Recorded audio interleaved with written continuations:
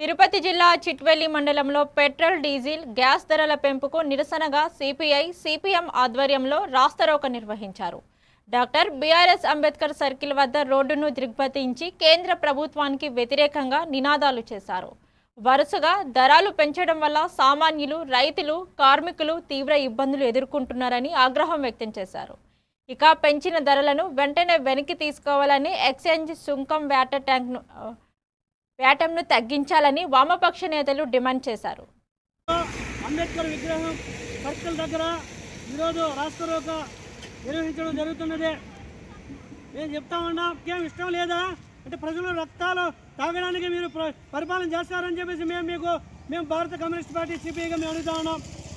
మీరు ఈ ప్రభుత్వంలో ఇప్పుడు వచ్చిన తర్వాత రాష్ట్ర ప్రభుత్వం కావచ్చు, బీజేపీ ప్రభుత్వం కావచ్చు, ఇద్దరు కావచ్చు, ఇప్పుడు ఉన్నటువంటి రాష్ట్రంలో ఆంధ్రప్రదేశ్ రాష్ట్రంలో ఈ పరిపాలన బతకలేని పరిపాలన, ఇది పనికిరాని పరిపాలన.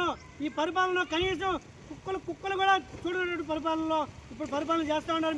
మేము చెప్తా ఉన్నాం, మీరు గద్దె దిగండి, గద్దె దిగపోండి.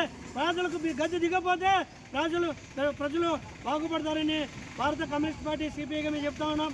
ఈరోజు కూడా చెప్తా ఉన్నాం, ఇదే కాదు, ఈ రాస్తారోకో కాదు, మీరు వెంటనే పెట్రోల్, డీజిల్, గ్యాస్ మొత్తం మీరు ధరలు తగ్గకపోతే వామపక్షాల ఐక్య వ్యవసాయ కార్మిక సంఘం